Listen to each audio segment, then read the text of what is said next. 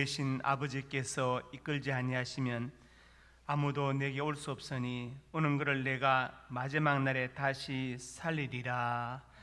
아버지 하나님, 은혜와 사랑을 감사합니다. 호흡이 있는 자마다 여호와를 찬양하라 하신 말씀을 따라 우리가 찬양으로 영광을 돌리기 원합니다. 우리 예배를 기쁘게 받아 주시옵소서. 차가운 땅에 봄바람을 불게 하시고 새싹을 피우시고 꽃이 피게 하시니 참으로 감사합니다.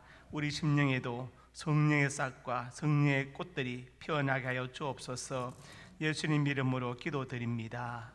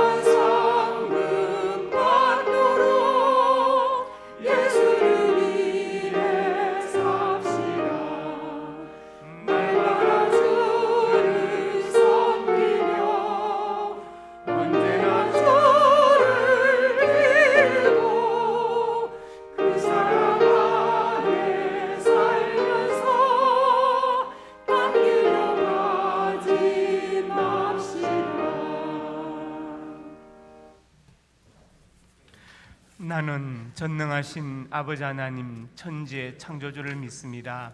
나는 그 외 유일하신 아들 우리 주 예수 그리스도를 믿습니다. 그는 성령으로 잉태되어 동정녀 마리아에게서 나시고 본디오 빌라도에게 고난을 받아 십자가에 못 박혀 죽으시고 장사된 지 사흘 만에 죽은 자 가운데서 다시 살아나셨으며 하늘에 오르시어 전능하신 아버지 하나님 우편에 앉아 계시다가 거기로부터 살아있는 자와 죽은 자를 심판하러 오십니다. 나는 성령을 믿으며 거룩한 공교회와 성도의 교제와 죄를 용서받는 것과 몸의 부활과 영생을 믿습니다. 아멘. 긍휼이 많으신 하나님 앞에 그 사랑을 의지하여 저는 한 주간 동안의 삶을 주님 앞에 내어놓고 고백합니다. 힘을 다해 하나님을 사랑하지 않았고 주의 일을 외면하였고 오히려 세상 일에만 더 몰두하며 살았습니다.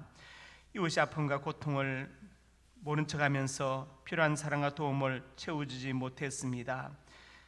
입으로는 주라고 고백하면서도 우리 마음속에 정말 주님을 나의 주인으로 모시고 살지 못했던 것을 이 시간 고백합니다.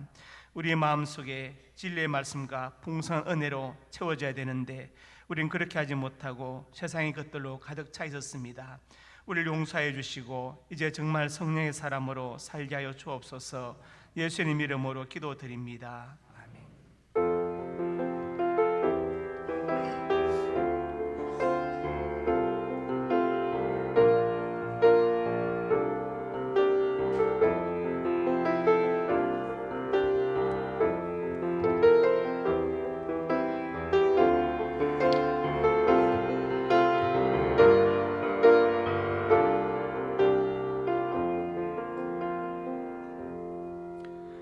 너희가 전에는 백성이 아니더니 이제는 하나님의 백성이요 전에는 긍휼을 얻지 못하였더니 이제는 긍휼을 얻은 자니라. 아멘.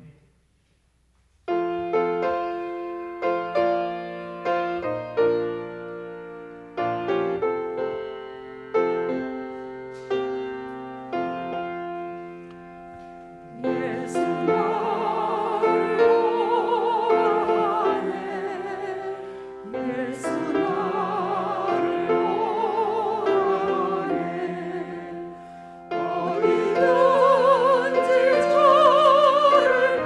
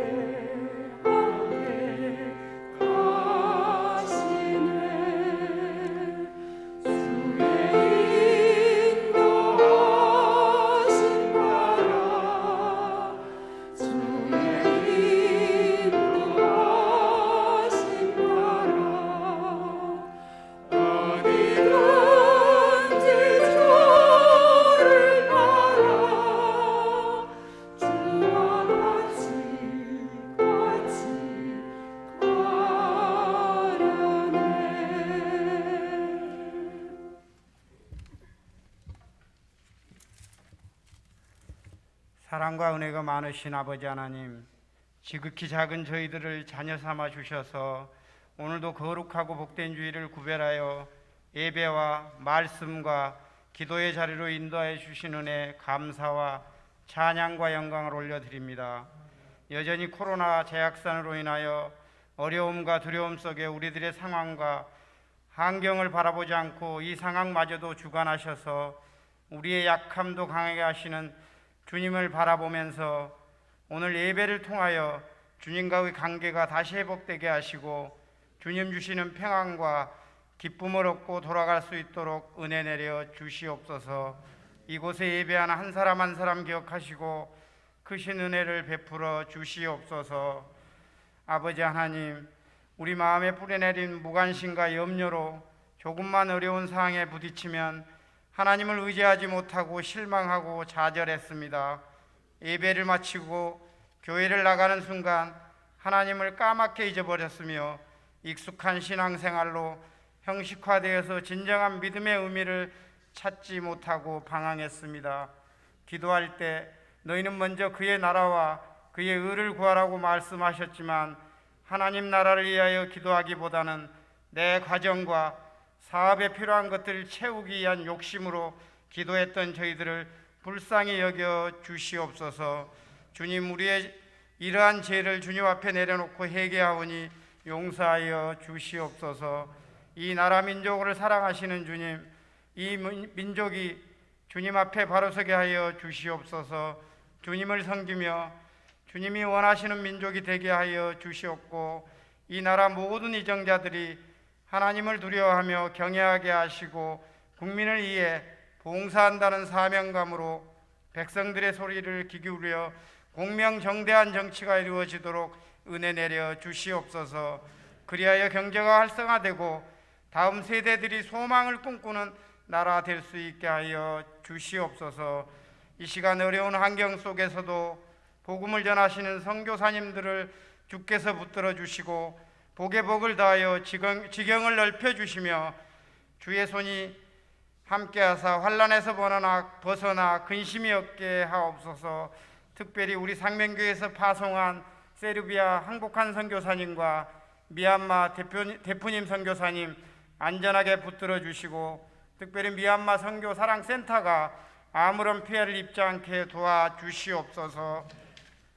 우리 상명교회를 위해 기도합니다. 하나님을 기쁘시게 이웃을 행복하게 상식이 통하는 교회, 은혜가 충만한 교회 되게 하셔서 우리에게 주신 비전과 사명을 같은 생각, 같은 마음으로 그 뜻을 이루어가는 그런 교회 되게 하여 주시옵소서.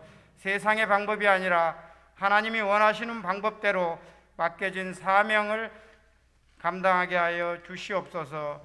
우리에게 주신 물질과 명예도 주께서 주신 것이오니 주님의 뜻대로 사용케 하여 주시옵소서. 언제나 말씀 안에서 답을 구하는 겸손한 성도의 삶을 살게 하여 주시옵소서.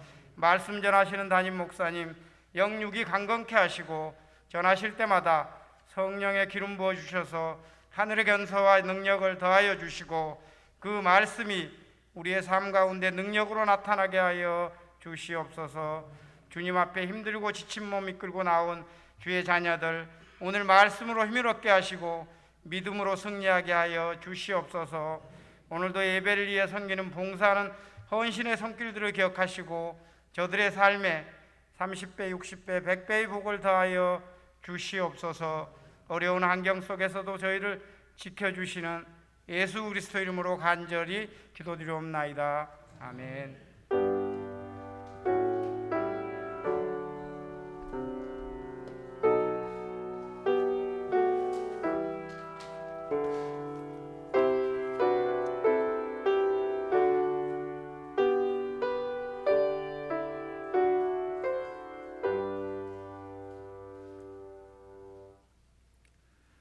상명 가족 소식입니다.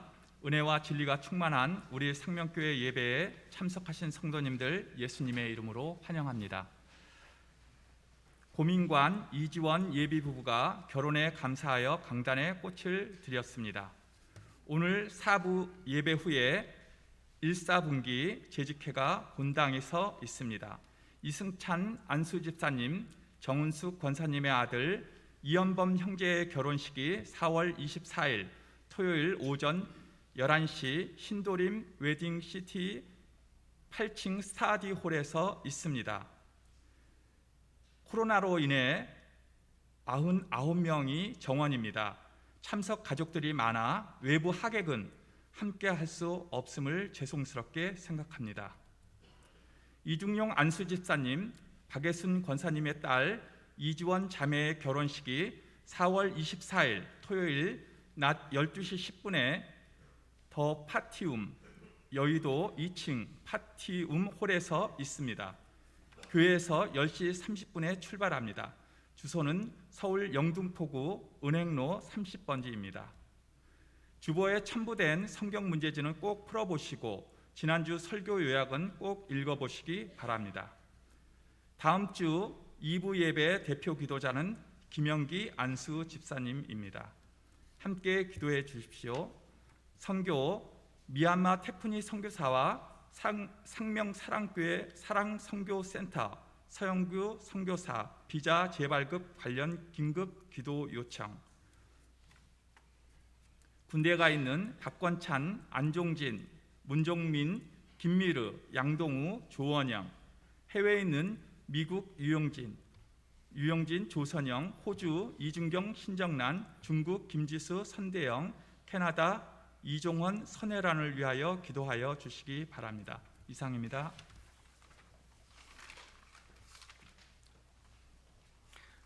광고에 보충해서 말씀드립니다. 주보에 토요일 9시 반에 출발하는 차량은 출발하지 않습니다. 이성차 안수 집사님, 현범군 결혼권은 출발하지 않고 이중용 안수 집사님, 지은 자매는 차량이 10시 반에 출발합니다. 송금래 권사님이 맹장염으로 입원하셔서 수술을 마치고 회복 중인데 아마 내일이나 모레 퇴원할 예정입니다. 잘 퇴원하게 해달라고 기도해 주시기 바랍니다. 고민관 이전 부부가 오늘 토요일날 결혼하는데 오늘 인사 나왔습니다. 앞으로 나오시죠.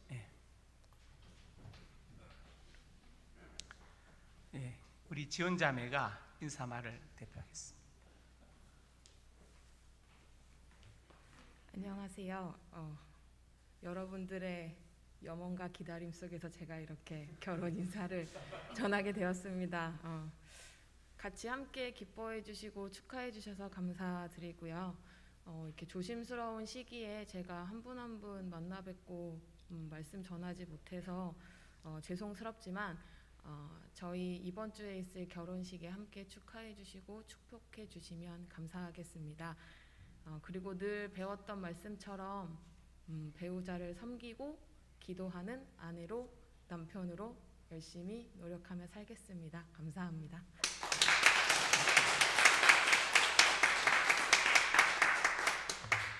기도합니다. 하나님, 은혜와 사랑을 감사합니다. 현범 형제가 토요일에 결혼하는데 결혼식이 복되게 하시고 주님 복된 가정으로 믿음의 가정으로 세워 주시옵소서. 고민관 이지원 자매가 이 형제 자매가 결혼 예식을 앞두고 강단에 꽃을 드렸습니다. 이 예물을 받으시고 만배나 갚으시고 우리 고민관 형제와 이지원 자매 그 많은 직장에 축복의 통로로 사용하여 주시옵소서. 아버지 하나님, 고동균, 송지은 부모님 기억하여 주어서 믿음의 복된 부모가 되게 하시고 이종용 안수 집사님과 박예순 권사님 건강 주시고 또 아버지 하나님 격려하는 모든이 주 안에서 형통케 하여 주옵소서. 은혜 베풀어 주실 것을 믿습니다. 송근회 권사님 속히 건강을 회복하고 건강에 태어나게 하여 주옵소서. 예수님 이름으로 간절히 축복하고 기도드립니다. 아멘. 예배 분들이 인사합니다. 잘 오셨습니다. 사랑하고 축복합니다. 오늘 말씀은 여호수아 24장 14절에서 18절까지의 말씀입니다. 한 절씩 교독합니다. 그러므로 이제는 여호와를 경외하며 온전함과 진실함으로 그를 섬기라. 너희 조상들이 강 저쪽과 애굽에서 섬기던 신들을 치워버리고 여호와만 섬기라.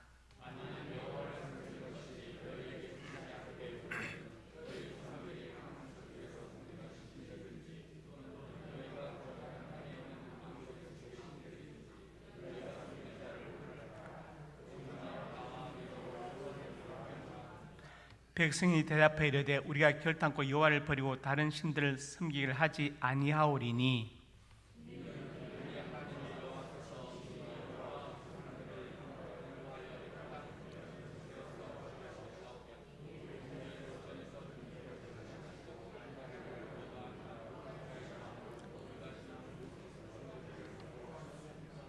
다 같이 여호와께서 또 모든 백성들과 이 땅에 거주하던 아모리 족속을 우리 앞에서 쫓아내셨습니다. 그러므로 우리도 여호와를 섬기리니 그는 우리 하나님이심이니이다 하니라. 아멘. 오늘 말씀의 제목은 하나님을 섬기겠노라입니다. 우리가 살아가면서 중요한 순간에 결단할 때가 있습니다. 우리에게 가장 중요한 것은 결단이 중요하다는 것이죠. 결단할 때가 있습니다. 오늘 본문에 여호수아의 신앙 고백과 결단이 나와 있습니다.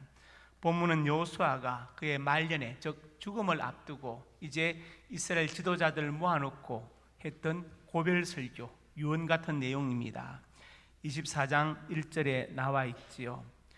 여호수아가 이스라엘 모든 지파를 세겜에 모으고 여기에 보니까 장로들, 수령들, 재판장들, 관리들이 다 나와서 썼습니다. 그래서 임종을 앞둔 여호수아가 마지막 고별 설교, 유언의 말씀을 남기는 것이 오늘 본문의 내용입니다. 지금 여호수아의 심정은 어린 자녀들을 두고 눈을 감아야 되는 부모의 심정과 똑같았을 것입니다.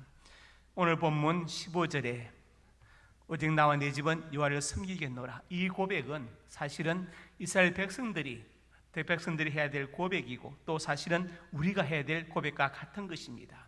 여호와를 섬긴다, 이 말은 여호와만 섬기겠노라 이렇게 고백하는 것이죠. 오늘 이 말씀 듣는 가운데 여호수아처럼 오직 나와 내 집은 여호와만 섬기겠노라, 하나님만 섬기겠노라 고백하고 결단할 수 있기를 주님의 이름으로 축복합니다. 그러면 우리 하나님 어떤 분이십니까? 첫째로 같이 읽습니다. 인도하시는 분이다. 여호수아 24장 2절에서 3절에 여호수아가 지금 이제 설교하면서 아브라함의 아버지 나홀 아버지 데라를 이야기합니다. 그리고 데라가 다른 신들을 섬겼는데 아브라함을 이끌어내었다고, 가나안 땅으로 이끌어왔다고 지금 설명하고 있습니다. 아브라함의 아버지 데라가 갈대아 우르에서 무엇을 했느냐면 우상 장식을 했지요. 우상 깎아 만들어 팔던 사람입니다. 하나님은 우상 숭배를 싫어하시는데 더 나아가서 우상 깎아 만들어 파는 일을 했습니다. 그리고 이제 어느 날 데라가 우리 가나안 땅으로 가자고 출발했는데 가나안 땅까지 가지 못하고 하란에 머물러서 살다가 데라는 거기서 죽었고, 이제 아브라함이 하란에 머물러 있는데 창세기 12장에서 하나님께서 아브라함에 나타나셔서 내가 내게 지시한 땅으로 가라고 가나안 땅으로 인도하신 것을 볼 수 있습니다. 그래서 3절에 강 저쪽에서 이끌어내었다. 아브라함이 강을 건너왔다는 것이죠. 우리가 히브리 민족 그렇게 말하는데 히브리란 말은 하빌에서 왔습니다. 이 단어는 두 가지 뜻인데 하나는 뭐냐? 강을 건너왔다라는 뜻이 되고, 또 하나는 그 당시 가장 최하층 빈민 집단을 하비루라고 불렀습니다. 우리 예전에 했지만 복습하는 뜻에서 한번 보겠습니다. 사회학에서 어떤 그 계층을 9단계로 나누는데 상류층에 어퍼 클래스, 최상류층이죠. 예를 들어서 자가용 비행기 정도 갖고 있는 사람, 그 다음에 이제 어퍼 미들, 그리고 어퍼 로우 클래스가 있습니다. 그 다음에 중류층에 미들 어퍼 클래스, 중상층이죠. 그 다음에 미들 로우 클래스, 그리고 이제 하류층에 로우 어퍼, 그 다음에 로우 미들, 로우 클래스. 그러니까 가장 가난하고 힘없고 소외된 사람들을 우리가 로우 클래스 이렇게 부를 수 있는데, 하비루란 말이 로우 클래스를 가리키는 용어이기도 하지요. 그러니까 강을 건너왔다는 뜻도 되고, 그 당시 가장 최하층 빈민 집단을 우리가 로우 클래스, 하비루 이렇게 부르는 것입니다. 히브리는 바로 거기서 나왔습니다. 신명기 1장 29절에서 31절에 이 말씀은 모세가 아라바 광야에서 이제 10부장, 50부장, 100부장, 1000부장을 세워놓고 그들에게 당부하는 말입니다.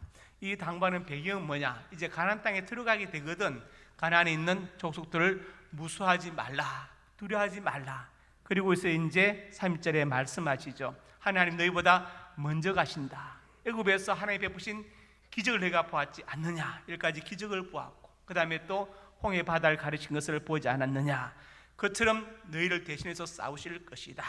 광야에서 너희가 겪지 않느냐. 하나님께서 마치 자기 아들 안는 것처럼 안고 인도하셨다. 이렇게 지금 모세가 설명하지요. 우리가 편안한 길을 갈 때는 아이를 걸리지만 위험하면 아이를 안지 않습니까? 똑같이 하나님께서 그렇게 안고 너희를 인도하셨다고 지금 모세는 설명하고 있습니다. 이것은 하나님께서 바로 우리를 인도하신다는 것을 말씀하는 것이죠. 그래서 여호수아 24장 17절에도 같이 말씀했습니다. 이는 우리 하나님 여호와께서 친히 우리 조상들을 인도하여 애굽 땅 종된 집에서 올라오게 하시고 하나님이 인도하신다. 여러분, 하나님의 인도를 믿으시길 바랍니다. 지나온 삶, 내가 비록 깨닫지 못했지만 돌아보면 하나님이 여기까지 인도하셨구나 깨닫게 되죠. 앞으로의 남은 삶도 인도하실 것을 믿으시길 바랍니다. 그래서 시편 23편 1절에 여호와는 나의 목자하시니 내게 부족함이 없으리로다. 다윗이 고백합니다. 하나님은 나의 목자가 되신다. 그래서 지금 비록 부족함이 있다 할지라도 부족함이 없게 하실 것이다. 하나님은 인도하시는 목자가 되십니다. 지금까지 인도하신 것처럼 앞으로도 인도하실 것이고, 여러분을 인도하신 것처럼 여러분의 자녀도 인도하실 것을 믿으시기를 주님의 이름으로 축복합니다. 두 번째로 그 하나님 어떤 분이십니까? 공급하시는 분입니다. 하나님은 광야에서 공급하셨습니다.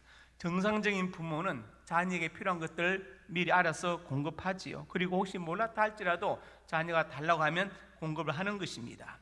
출애굽기 16장에 보면 이렇게 말씀되어 있습니다. 2절에 보니까 광야에서 모세 아론을 원망하여, 지금 양식이 다 떨어졌어요. 애굽에서 가져나온. 그래서 무엇을 합니까? 원망합니다. 그러면서 3절에 가니까 애굽 땅에서 고기가 막 곁에 앉아있던 때와 떡을 배불리 먹던 때가 그립다. 자, 이것은 무엇을 말합니까? 하나님에 대한 불신을 말하죠. 원망으로 출발해요. 원망하여. 예를 들어서 하나님 지금 양식이 떨어졌습니다. 그러나 애굽에 베푸셨던 그 기적들과 홍해바다를 가르신 기적들을 생각할 때 하나님 능히 양식을 말해 주실 것을 믿습니다라고 하면 되는데 원망으로 출발하는 거예요. 여러분, 이 틀을 바꾸지 않으면 절대로 은혜 받지 못하고 복을 받지 못합니다. 원망으로 출발하지 마십시오. 내게 있는 작은 것으로 감사로 출발하시기 바랍니다. 하나님이 그 믿음을 따라서 더 크게 은혜 베푸시고 역사하시기 때문에 그렇습니다. 그래서 13절과 14절에 가서 하나님께서 메추라기와 만나를 보내주시죠. 충분히 먹을 양식을 주십니다. 여러분, 이스라엘이 광야에서 굶어 죽은 사람이 한 명도 없었습니다. 없었지요. 그들이 농사 짓지 않았습니다. 길쌈하지 않았지만 추워서 얼어 죽거나 심장마비 죽은 사람이 없어요. 하나님께서 다 공급하셨습니다. 왜 죽었습니까? 그들이 불신하고 원망하고 불평해서 죽은 것입니다. 가나안 정탐꾼 10명의 정탐꾼의 부정적인 보고를 듣고 그들이 밤새도록 통곡하고 아침에 내린 결론이 뭡니까? 모세 아론을 죽이고 다시 애굽으로 돌아가자. 홍해 바다 또 갈라져 줄까요? 이렇게 어리석은 생각을 한 것입니다. 하나님께서 그것을 듣고 진노하셔서 너희가 사로잡히겠다고 한 20세 미만의 사람들만 다 가나안 땅에 들어갈 것이고 20세 이상은 여호수아와 갈렙이 아무도 못 들어간다고 분명히 선언하셨어요. 그 불신 때문에, 그 원망 때문에 가나안 땅을 눈앞에 두고 일주일이면 갈 수 있는 땅을 40년을 광야를 헤매면서 죽어갔던 것입니다. 굶어 죽거나 얼어 죽지 않았습니다. 원망과 불신과 불평 때문에 이들은 죽은 것입니다. 그래서 하나님은 어떤 분이신가? 공급하시는 분이십니다. 또 출애굽기 15장에 가면은 마라의 썰물 이야기가 나오죠. 마라에 이르렀습니다. 물이 있어서 못 마시겠어요. 그러니까 24절에 뭐합니까? 원망에 이르대요. 원망이 체질화된 거예요. 체질화. 자, 하나님, 이 물이 있는데 감사합니다. 그런데 이 물이 써서 못 마시겠으니 달게 좀 해주시오 하면 되는데 왜 원망으로 시작하냐고. 이 틀을 바꾸지 않으면 절대로 은혜도 복도 기도 응답도 없습니다. 이 틀을 바꿔야 됩니다. 그러니까 모세가 기도하니까 하나님께서 한 나무를 가리키셔서 나무를 던지니 물이 달아졌더라. 그래서 마시게 되었다고 성경은 말씀하고 있습니다. 하나님은 분명하게 정확하게 공급하시는 분이십니다. 열왕기상 17장에 보니까 이런 내용이 나오죠. 이 배경을 설명드리면 이스라엘 역사의 가장 악한 왕이 바로 아방이었고 악한 왕과 이세벨이었잖아요. 이세벨인데 하나님께서 이제 엘리야를 통해서 말씀하시죠. 내 말이 없으면 수년 동안 우로가 있지 않을 것이다. 비와 이슬이 없을 것이다. 그래서 이제 하나님께서 엘리야에게 명령하십니다. 요단 앞 그리신에 가서 숨어서 그 시냇물을 마시라.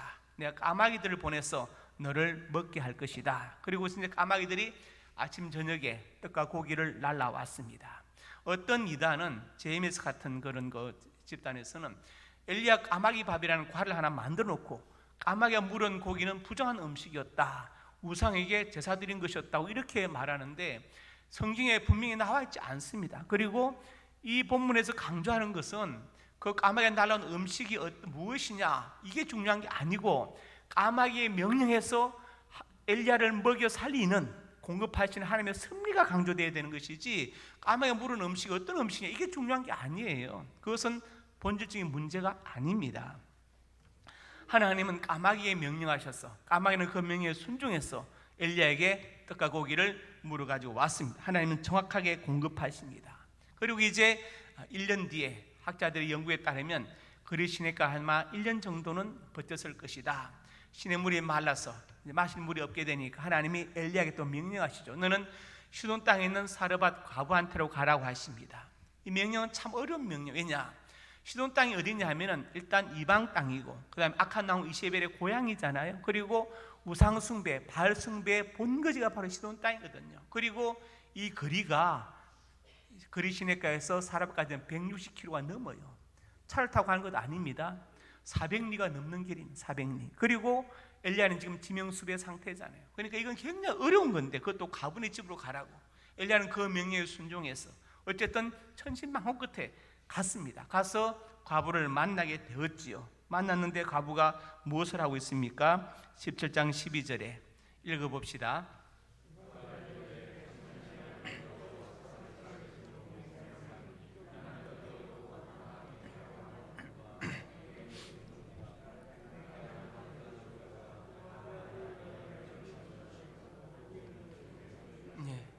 마지막 나는 가루 한 움큼 병의 기름, 이거 마지막 떡 만들어 먹고 그 위에는 죽을 것이다. 그 위에는 정말 처절한 고백을 합니다. 그 처절한 고백을 하는 과부에게 엘리야가 더 처절한 잔인한 명령을 내리죠. 13절과 4절에 가서 엘리야가 그에게 이르되 두려워하지 말고 가서 내 말대로 하려냐. 먼저 그것으로 날래 작은 떡 한 개를 만들어 내게로 가져오고 먼저 나한테 먼저 갖다 달라는 거예요. 그 다음에 만들어 먹으라는 거예요. 지금 가루가 많고 기름이 많은 거 아닌데 마지막 먹고 죽겠다는데 떡을 먼저 나한테로 가져와야 된다고 엘리야는 말합니다.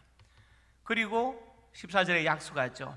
하나님 말씀하시는데 비를 지면에 내리는 날까지 다시 곡식이 자라서 추수할 때까지 통의 가루와 기름이 병의 기름이 없어지지 아니할 것이다.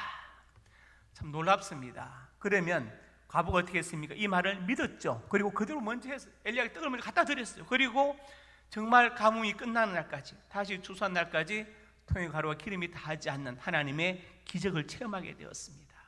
엘리야의 능력이 아니라 하나님의 능력이었죠. 과부의 순종에 대해서. 그러니까 까마귀가 순종한 것도 놀랐고 엘리야가 순종해서 사르밧까지 간 것도 놀랐고 과부가 그 말씀에 순종한 것도 놀랍습니다. 그리고 나중에 그 과부의 아들이 죽었을 때 엘리야가 살려내지 않습니까? 하나님은 공급하시는데 특별히 순종을 통해서 공급하시는 것을 믿으시기를 주님의 이름으로 축복합니다. 요한복음 6장에 이렇게 말씀했죠. 그들이 배부른 후에 지금 벳세다 들녘에서 5,000명이 앉아 있습니다. 14세 이상의 남자가 5,000명이면 카운트하지 않은 여자와 어린아이 합치면 2만 명이 넘는 숫자예요. 그런데 주님은 보리떡 5개 물고기 2마리 가지고 축사하시고 헬라에 보면 유카리테사스 감사기도 하시고 NIV 성경에 having given thanks 주어진 것으로 감사하시고 나눠주시니까 먹고 12바구니에 차게 남은 부스를 거두었습니다. 헬라의 바구니를 가리키는 단어가 2개 있어요. 하나는 코피노스입니다. 코피노스, 이것은 대바구니 큰 거 말이에요. 옛날에 능마주에 하는 분들이 메고 다니던 거 코피노스. 또 하나는 사르가테라는 단어가 있는데 이것은 작은 바구니를 들고 다니는 걸 말하는 거예요. 그런데 이거 12바구니, 이것은 코피노스이죠. 이것은 뭘 말하는 것이냐? 제자들이 메고 다니던 12명의 제자들이 그 바구니를 말하는 거예요. 거기에 가득 차게 거두었다고 성경은 말씀하고 있어요. 하나님은 우리의 필요를 아십니다. 그리고 정확하게 공급하십니다. 지금까지 공급하신 것을 앞으로도 그렇게 채우실 것을 믿으시기를 주님의 이름으로 축복합니다. 세 번째로 같이 읽습니다. 하나님을 섬기며 살자. 오늘 본문에서 여호수아가 고백했죠. 나와 내 집은 하나님을 섬길 것이다. 그러면 구체적으로 하나님을 섬기는 삶이 어떤 삶인가, 그것을 본문에서 살펴보고 실천하길 원합니다. 첫째로 생각하면 우상을 섬기지 않는 것이다. 오늘 본문 14절과 5절에 나와 있죠. 14절에 여호수아가 말합니다. 너희 조상들이 강 저쪽과 애굽에 섬기던 신들을 치워버리고 여호와만 섬기라. 15절에 가서 또 말씀합니다. 또는 너희 거주한 땅에 있는 아모리 족속의 신들이든지 섬기자를 택하라. 나와 내 집은 여호와를 섬기겠다. 즉 지금 여호수아가 선포하는 것은 사실은 우상 숭배를 하지 말라는 것이죠. 우상 숭배를 하지 말아라. 하나님이 가장 싫어하는 것이 우상을 섬기는 것입니다. 그래서 여러분, 절대로 믿는 사람들이 사주, 궁합 등등 주역이나 이런 거, 오늘의 운세 같은 거 이런 거 하지 마십시오. 하나님이 정말 싫어하시는, 하나님 우리가 성령인도를 받기 원하시지 그런 악령인도를 받기를 원하지 않으십니다. 하나님께 믿음으로 맡기고 그냥 하시면 되지, 뭘 손 없는 날 따지고 길을 따지고 이렇게 합니까? 하나님 다 싫어하시는 것입니다. 그래서 우상을 섬기지 않는 것이 바로 하나님을 섬기는 것입니다. 그리고 신명기 12장에는 더 놀라운 말씀이 있죠. 보니까 2절에 가서 너희가 마땅히 파멸하며 섬기던 그 모든 것을 파멸하고 3절에 제단 헐고 조상 깨뜨리고 아세라상을 불사르고 수확한 천장들도 찍어서 그 이름을 거기서 멸하라. 아예 우상의 그 파는 그 곳과 우상들을 파괴로까지 하나님 이렇게 명령하셨습니다. 그리고 이제 신명기 13장에 가서 이렇게 말씀하시죠. 어떤 선지자나 꿈꾸는 자 일어나서 이적과 기사를 내게 보이고, 예를 들어 어떤 사람이 나와가지고 내가 하늘에 불이 내려오게 하겠다. 불이 내려왔어요. 근데 그 사람이 불이 내려오고 난 다음에 자 나를 따르라, 아니면 다른 신들을 섬기자 하더라도 그걸 따라가지 말라. 분명히 이렇게 말씀하셨습니다. 그래서 하나님 무엇을 싫어하시느냐? 우상 숭배를 싫어하십니다. 절대 여러분 우상을 섬기지 마시고 오늘의 운세나 사주, 궁합, 관상, 골상, 족상, 혈액형 이런 거 보지 마시기 바랍니다. 예. 혈액형으로 A형 어떻고 B형 어떻고 그건 사기입니다. 왜 사기냐? 일본의 소설가가 그렇게 쓴 걸 그대로 본따 가지고 지금 하고 있는 거예요. 그래서 세계 어느 곳에서도 혈액형 가지고 성격 따지는 것은 한국, 일본, 중국밖에 없어요. 의학계에서는 그걸 인정하지 않고 있습니다. 그게 절대로 여러분 치심하지 마시기 바랍니다. 하나님을 섬긴다는 것은 첫째로 뭐냐? 우상을 섬기지 않는 것입니다. 두 번째로 같이 읽습니다. 그리고 신명기 앞에 제가 십계명에 말씀했죠. 제일경이 뭡니까? 다른 신들을 내게 두지 말라. 우상 만들지 말고 어떤 형상도 만들지 말고 절하지 말고 섬기지 말라. 그러면서 9절에 나는 질투하는 하나님이다. 나를 미워하는 자의 죄를 갚되. 지금 우상 숭배하는 자를 어떻게 표현하셨습니까? 나를 미워하는 자라고 말씀하시고 그 죄를 3, 4대께 이르게 하고 나를 사랑하고 내 기름을 지키는 자, 우상을 섬기지 않는 자는 천대까지 은혜를 베푼다고 약속하셨어요. 그래서 여러분 절대로 우상 숭배하지 마시기 바랍니다. 그것이 하나님을 섬기는 첫 번째 출발점입니다. 두 번째로 같이 봅니다. 예배하는 것이다. 예배하는 것이다. 오늘 본문에서 여호수아가 나와 내 집은 여호와를 섬기겠다고 말씀했어요. 섬긴다로 번역된 히브리 단어가 아바드라는 단어인데 이 단어가 예배하다로도 번역됩니다. 문맥에 따라서 섬기다로도 번역할 수 있고 예배하다로도 번역할 수 있어요. 그래서 하나님을 섬긴다는 것은 오직 하나님만 예배드린다는 것을 말하는 것입니다. 사탄은 예배를 싫어하고 예배를 못 드리도록 방해하고 예수 믿는 걸 싫어합니다. 사탄은 여기 온갖 정성을 쏟죠. 예배를 못 드리게 하려고, 예배를 방해하려고 애를 씁니다. 예수 못 믿게 하려고 하지요. 이게 사탄의 전술 전략입니다. 제가 전에 있던 그 현대정교에서 어떤 아주머니가 아이를 데리고 상담하러 왔어요. 이단에 빠진. 그래서 제가 이제 상담을 다 마치고 이 집단이 왜 이단인 걸 설명해주고 그분이 깨닫고 제가 예수님을 전하고 복음을 전하고 이분이 받아들이고 영적 기도를 제가 막 하려는 순간에 따라온 아이가 복사기 위에 있는 용액을 마셔버린 거예요. 지금 가만히 있다가 갑자기 벌떡 일어나가지고 그래가지고 갑자기 엄마가 이 아이를 안고 병원으로 뛰어가게 됐습니다. 영적 기도를 하려고 하는 순간에 다 가만히 있다가 제가 깨달은 게 뭐냐? 사탄이 이렇게 하는구나. 사탄이 정말 예수 믿는 걸 싫어하는구나. 이걸 제가 깨달았어요. 왜 아이가 갑자기 가만히 있다가 영접기도 하는 순간에 갑자기 하려고 하는데 그 용액을 마셔버리겠습니까? 그렇습니다. 하나님을 섬긴다는 것 곧 예배를 드리는 것입니다. 예배 드리는 것이다. 그 다음에 세 번째로 같이 있습니다. 충성하는 것이다. 나와 내 집은 여호와를 섬기겠다. 아바드라는 단어가 예를 들어서 섬긴다, 예배한다 이런 뜻도 되지만 충성한다로도 번역됩니다. 충성한다. 문장에 따라서 충성하다로 번역할 수 있습니다.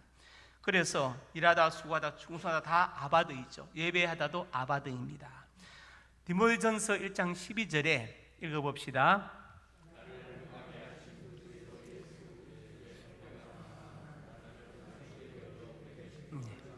여기서 충성되이 여겨, 헬라어로 피서토스입니다. 피서토스, 충성되이 여겼다.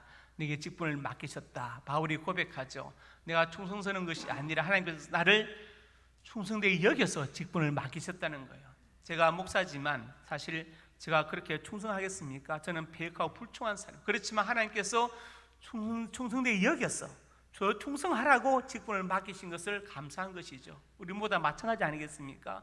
내가 하나님 마음에 100% 들겠습니까? 아닙니다. 그렇지만 하나님께서 충성되이 여겨서 긍휼히 여기셔서 우리에게 직분을 맡기셨다는 거예요. 이 충성이 바로 피서토스입니다.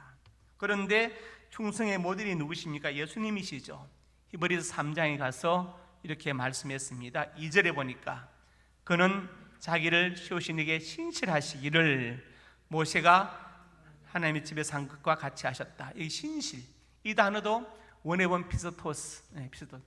디모데전서 1장 12절에는 충성으로 번역하고 히브리 3장 2절에서는 신실로 번역했어요. 아마 옛날 성경은 충성으로 번역되어 있을 겁니다. 그러니까 충성과 신실은 같은 것입니다. 예수님은 충성의 모범을 우리에게 보이셨습니다.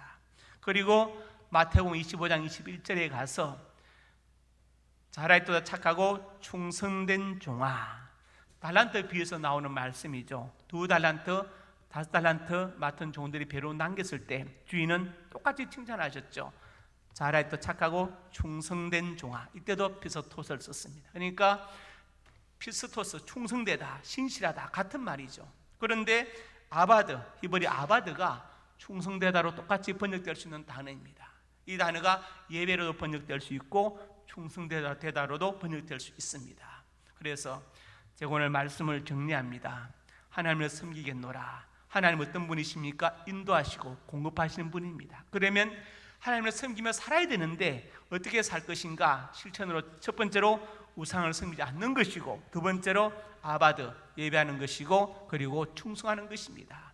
이 여호수아의 고백이 오늘 우리의 고백이 되어서 인도하시고 공급하신 하나님을 믿고 의지하면서 오직 하나님만 예배하고 주신 모든 직분과 직책에 충성할 수 있기를 주님의 이름으로 축복합니다. 아버지 하나님, 은혜와 사랑을 감사합니다. 여호수아는 오직 나와 내 집은 여호와를 섬기겠다고 결단하였습니다. 이 고백이 우리의 고백이 되게 하시고 우리 자손들의 고백이 되게 하여 주시옵소서. 예수님 이름으로 간절히 축복하고 기도드립니다. 아멘.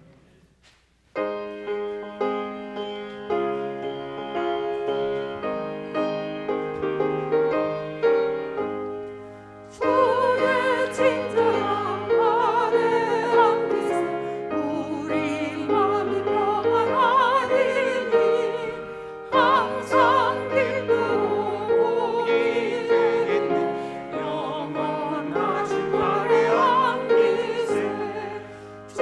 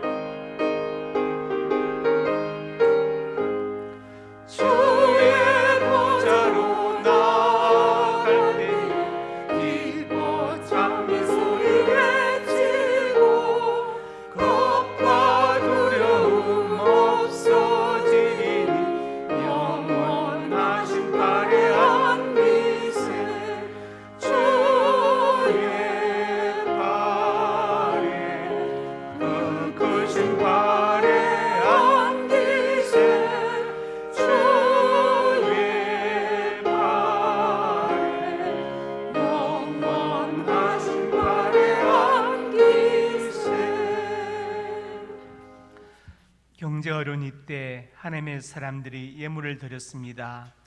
예물에 저들의 땀과 눈물과 피가 배어 있습니다.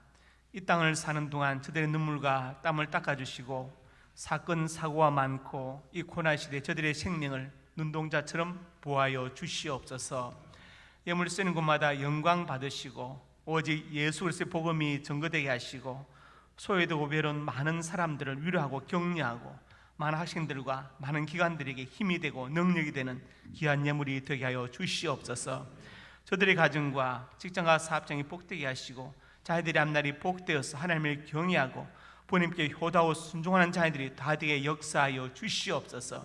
진학의 문을 열어주시고 취업과 사업의 문도 열어주시고 믿음의 배필을 만나게 하시고 태의 문도 열어주시옵소서. 은혜 베풀어 주실 것을 믿습니다. 이제 하나님의 사람들이 소원으로 가슴에 손 얹었습니다. 우리의 꿈을 주시니 감사합니다. 비전을 주시니 감사합니다. 하나님의 영광을 위하여 꿈들이 이루어질 것을 믿습니다. 믿고 기도하며 성실하게 살아가게 해 주시옵소서. 나사렛 예수님의 근처와 능력으로 명하노니 내 모든 손이 주 안에서 반드시 이루어질지어다. 또한 하나님의 사람들이 믿음으로 아픈 곳에 손 얹었습니다. 하나님은 내 생명의 주인 되시고 나의 창조자가 되십니다. 믿음으로 손 얹었사오니 우리 믿음에 응답하시고 치료의 광선을 발하여 주옵소서. 나사렛 예수님의 근처와 능력으로 명하노니 내 모든 질병이 떠나갈지어다. 모든 통증이 떠나갈지어다. 윤곽에 강건할지어다. 하나님 건강과 장수의 복을 받았어. 한 번밖에 없는 짧은 시간 헛되이 보내지 않게 하시고 주를 위해서 몸된 교회와 받은 사명을 감당하며 살게 하여 주시옵소서. 예수님 이름으로 간절히 축복하고 기도드립니다. 아멘.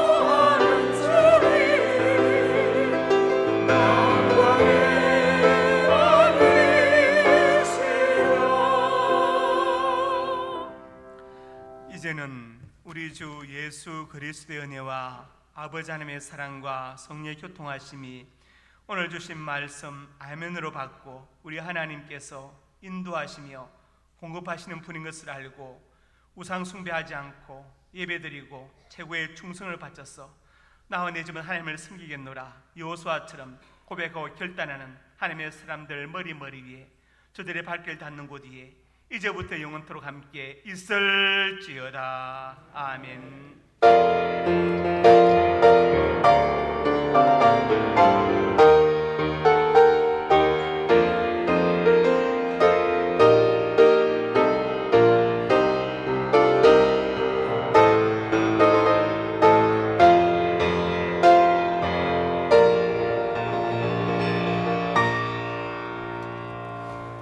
재직